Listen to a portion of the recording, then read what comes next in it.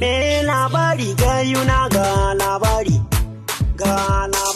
ya daga Musa MT alkawarin so na dauka bani rabo da abar so na ke na raka a cikin raina kar da ki banne ki kula da ni me labari gayuna me labari gayuna ga labari